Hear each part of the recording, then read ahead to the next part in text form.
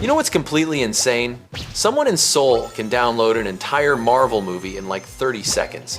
Meanwhile, you're sitting in rural Ohio waiting 5 minutes for a YouTube video to load. And here's the thing that might shock you. It's not about technology. South Korea doesn't have some secret internet formula that America can't figure out. The difference isn't satellites or 5G towers or any of that stuff people talk about. Here's what nobody tells you about internet speeds around the world. Most people assume it's about wealth or innovation, that rich countries have fast internet and poor countries don't. But that's completely backwards. Some of the fastest internet on Earth is in places you'd never expect. And some of the slowest, right here in parts of America. In the next 15 minutes, you're going to understand exactly why some countries have blazing fast internet while others are stuck buffering, and why this pattern reveals something surprising about how infrastructure actually gets built. Because once you see what's really happening, you'll never think about internet speeds the same way again. Here's what's really happening when you're trying to stream something on Netflix and it keeps buffering. You're in your apartment, you're paying like $80 a month for internet, Comcast or Spectrum or whoever promised you high-speed broadband. But your show keeps pausing to load. The quality drops to potato resolution. You're getting maybe 20 megabits per second on a good day. Picture this scenario. Your friend Sarah just moved to Seoul for work. She sends you a message. Dude, I just downloaded the entire Lord of the Rings trilogy in less than 2 minutes. My apartment has gigabit internet as standard. I pay like $15 a month. You're sitting there in Denver paying 5 times that much for internet. That's literally 50 times slower. How does that make any sense? But here's what most people assume when they hear about this. They figure South Korea must be doing something technologically advanced that America hasn't figured out yet. Like they invented better cables or smarter routers, or maybe it's because South Korea is smaller and more modern. That sounds logical, right? Smaller country, easier to wire up with fast internet. Everyone tells you that America invented the internet, so obviously we should have the best internet. We've got Apple and Google and Amazon. We lead the world in tech innovation. So our internet infrastructure must be cutting edge, right? But that's not what actually happens. What really happens is America has some of the slowest and most expensive internet in the developed world. And it's not an accident. It's the result of choices that were made decades ago. And this matters because you're probably overpaying right now for internet that's way slower than what people in dozens of other countries get for less money. It's not just about download speeds or Netflix quality. It's about understanding that infrastructure choices made in the past create winners and losers for generations. And right now, if you're in America, you're probably on the losing side of that deal without even realizing why. It's not just annoying. It affects your work, your entertainment, your ability to connect with people. Students in some countries can access educational resources instantly, while American students in rural areas struggle to load basic websites. That's not about technology, that's about choices. There's this pattern I've noticed that I call the legacy trap. This is when being an early adopter of technology actually makes you worse off in the long run. And it explains everything about why American internet is so frustratingly slow and expensive. Here's how it works. America built out internet infrastructure in the 90s and early 2000s. We were pioneers. We laid copper telephone lines and cable TV lines that could carry internet data. Millions of miles of this stuff crisscrossing the country. Companies like Comcast and AT&T spent billions installing this infrastructure, and for a while, it was amazing. We had broadband internet when most of the world was still on dial-up, but here's the sneaky part. Those companies now own all that infrastructure, and they have no incentive to replace it. Why would they spend billions ripping out perfectly functional copper cables to install fiber optic lines when they can keep making money from the old system? Sure, fiber's like 10 times faster, but replacing everything would be insanely expensive, and customers are still paying for the old copper internet, so why bother? It's like if you bought the first flat screen TV back in 2000. You paid $3,000 for a plasma screen that was cutting edge at the time. But now that TV looks terrible compared to modern 4K displays. Except you can't just throw it away, because your entire entertainment system is built around it. You'd have to rewire your whole house to upgrade. So you stick with the old TV even though better technology exists. This matters because countries that built their internet infrastructure later got to skip the legacy systems entirely. South Korea didn't wire up with copper in the 90s. They waited until fiber optic technology was mature and affordable. Then they installed fiber everywhere from the start. They never had the legacy trap problem because they were never trapped by old technology. Think about David. David lives in suburban Kansas City. His neighborhood was wired for cable internet back in 1998. At the time, it was revolutionary. 10 megabits per second felt impossibly fast. But here's what David doesn't realize. His internet is still running through those same cables from 1998. The technology's been upgraded a bit, they can squeeze more speed out of copper now, but it's fundamentally the same infrastructure installed 25 years ago. Meanwhile, his cousin Min Jun in Busan, South Korea, lives in an apartment building that was wired with fiber optic cables in 2010. Min Jun gets gigabit speeds literally 100 times faster than David, and he pays less money for it. Why? Because South Korea built their infrastructure later, so they built it right the first time. David's stuck with legacy technology that would cost billions to replace. Your brain actually falls into this same trap with habits. The first way you learn to do something becomes deeply ingrained. Even when you learn there's a better method, the old way feels natural because you've done it that way for years. Countries have the same problem with infrastructure. The first system you built becomes locked in, even when better options exist. But here's where it gets interesting. There's another pattern that makes this even worse. I call it the monopoly effect. This is when lack of competition means companies have zero incentive to improve their service. In most of America, you've got maybe two choices for home internet. Usually it's the cable company or the phone company. That's it. They don't really compete because they've basically divided up territories. Comcast dominates in some areas, Spectrum in others, AT&T somewhere else. They're not fighting for your business because they know you have no real alternative. So what happens? They charge whatever they want. They provide whatever speed they feel like. If you complain, they shrug because where else are you gonna go? Satellite internet? That's way slower and more expensive. Your phone's hotspot? That'll eat through your data in a day. You're stuck with whoever controls the cables in your neighborhood. It's like if there was only one grocery store in your entire town. They could charge $8 for a gallon of milk because what are you gonna do? Drive 40 miles to the next town? That's not a free market. That's a captive customer base. And that's exactly what happened with American internet providers. This matters because in countries with fast internet, there's usually real competition. In South Korea, multiple companies compete for customers in the same buildings. If you don't like your provider, you can switch to a competitor offering better speeds or lower prices. The competition drives innovation and keeps prices down. In America, the lack of competition means companies can coast on old technology and high prices indefinitely. Here's what makes this even more surprising. Let me tell you about Romania. Romania isn't some wealthy tech paradise. It's not Silicon Valley.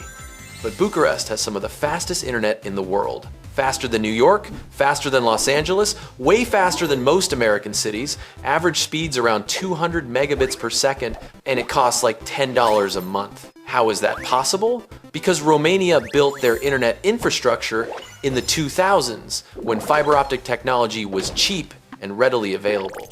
And more importantly, Romania never gave monopolies to big telecom companies. They let dozens of small companies compete. Those companies ran fiber optic cables through apartment buildings and neighborhoods, competing fiercely for customers. The competition drove speeds up and prices down. Meanwhile, America locked in our system in the 90s with monopolistic cable companies controlling access. We got trapped by being early adopters. Romania got the benefit of being late to the game. Wild, right? Now here's where things get even more complex. There's a third factor that people almost never talk about. I call it the density advantage. This is when population density makes infrastructure way cheaper to build per person. South Korea has about 51 million people living in an area roughly the size of Indiana. That's incredibly dense. When you're running fiber optic cables, it costs basically the same to wire up a dense apartment building as a single house. But the apartment building has 200 customers. The house has one family. So the cost per customer is like 200 times lower in the dense area. America has 330 million people spread across a massive continent. You've got dense cities where running cables is affordable, but you've also got rural areas where houses are miles apart. Running fiber to a farmhouse in Montana might cost $50,000 for one customer. That's economically impossible unless the government subsidizes it. It's like pizza delivery. If you live in a dense neighborhood, the delivery driver can hit 10 houses in 10 minutes. The delivery fee can be cheap, but if you live on a ranch where the nearest house is 5 miles away, that delivery is going to cost you $50 because the driver's spending an hour just driving to you. This matters because even if American internet companies wanted to upgrade to fiber everywhere, the economics only work in dense areas. Rural and suburban areas get left behind because it's too expensive to wire them up. And that creates this massive digital divide where city people have decent internet and rural people are stuck with terrible speeds. Your brain does something similar with social connections. It's easy to maintain friendships when everyone lives nearby. You bump into people naturally. But maintaining relationships across distance requires intentional effort. Infrastructure follows the same pattern. Density makes everything easier and cheaper. But here's what nobody wants to admit about all of this. The real reason America has slow, expensive internet isn't technology or geography. It's policy choices. We chose to let private monopolies control infrastructure instead of treating it like a public utility. We chose to let companies keep extracting profit from old technology instead of mandating upgrades. We chose to prioritize corporate profits over consumer experience. What's actually happening is we're living with the consequences of decisions made in the 90s when nobody could imagine how important internet access would become. Back then, it seemed fine to let cable companies have local monopolies. It seemed reasonable to let them use their existing copper infrastructure. Nobody predicted that internet would become as essential as electricity or water. And once those choices were locked in, they became almost impossible to change. The cable companies got powerful. They lobby Congress. They sue cities that try to build public fiber networks. They've captured the regulatory agencies that are supposed to oversee them. The system is designed to protect their monopolies, not to give you better internet. And once you see this, you can't unsee it. Every time your Netflix buffers, it's not random. It's the predictable result of a system designed to maximize corporate profits rather than provide good service. Every time you get a surprise price increase on your internet bill, that's monopoly power at work. Every time you hear about gigabit fiber in South Korea or Romania or Singapore, that's what's possible when you build infrastructure right and allow real competition. Let me tell you about two different approaches to internet infrastructure. There's the American model. Take Jake in suburban Phoenix. Jake pays Comcast $90 a month for internet. He gets maybe 50 megabits per second. When he calls to complain about speed, they tell him that's the best available in his area. If he wants faster, he'd have to pay even more for their premium tier. But Jake knows that premium tier is still slower than what his friends in other countries get as basic service. Jake doesn't have alternatives. There's technically a phone company offering DSL, but that's even slower. His only real choice is to keep paying Comcast whatever they demand. The company knows this. They have zero incentive to upgrade his neighborhood to fiber because he's going to keep paying them either way, so his infrastructure stays stuck in the 2000s while he watches his bill creep up every year. Here's what Jake doesn't realize. He's subsidizing Comcast's profits instead of getting better service. The company could upgrade his neighborhood to fiber. The technology exists. But why spend money on infrastructure when you can just keep extracting money from customers who have no choice?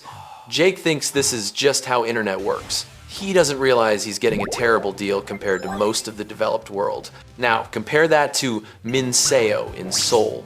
Minseo has 5 different internet providers competing for her business in her apartment building. They all offer gigabit fiber as the baseline. She pays about $12 a month. When one company raised prices slightly, she switched to a competitor who gave her the first 3 months free just for switching. The companies are constantly trying to outdo each other with faster speeds and lower prices. Minseo takes fast, cheap internet for granted. She doesn't think about it. It just works. When she visits her friend in Seattle and experiences American internet speeds and prices, she's genuinely shocked. How can the country that invented the internet have such terrible internet? But here's what happened differently. South Korea's government treated internet infrastructure as a public good worth investing in. They encouraged competition. They mandated fiber buildouts even in less dense areas. They didn't let monopolies form. Notice how Jake accepts his situation as normal even though he's getting ripped off? While Minseo doesn't even realize how good she has it because fast, cheap internet is just the baseline, that's the power of policy choices creating completely different realities. Here's what most people don't realize about internet speeds around the world. It's not actually about technology or innovation or wealth. It's about timing, competition, and policy choices. The countries with the fastest internet aren't necessarily the richest or most advanced. They're the ones that built infrastructure at the right time with the right regulations, encouraging competition and investment. And once you see it this way, everything changes about how you understand why your internet sucks. It's not because fiber optic technology is too expensive or too complicated for America. We have the money and expertise to build world-class internet infrastructure. We choose not to because we've locked ourselves into a system where monopolistic companies profit more by not upgrading than by providing better service. So here's what we've uncovered. America's internet is slow and expensive because of the legacy trap we built early infrastructure that companies now refuse to replace. Plus, the monopoly effect means those companies face no competitive pressure to improve. And the density advantage means countries like South Korea can wire up more people more cheaply because everyone lives closer together. But beneath all of that is a deeper truth about policy choices. We decided to treat internet infrastructure as a private good that companies should profit from rather than a public utility everyone needs. Other countries made different choices. They invested in fiber, they mandated competition, they treated fast internet access as essential infrastructure like roads or electricity. And remember how we talked about South Korea and Romania having faster internet than America despite being less developed in some ways? That matters because it shows being an early adopter can actually hurt you in infrastructure. The countries that built later got to use better technology from the start and avoid the legacy trap entirely. The question isn't whether America could have fast, affordable internet everywhere. We obviously could. We have the money, the technology, and the expertise.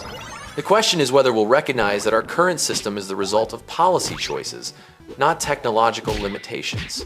Because now you know your slow, expensive internet isn't inevitable. It's the predictable result of letting monopolies control essential infrastructure. You can't unknow this now.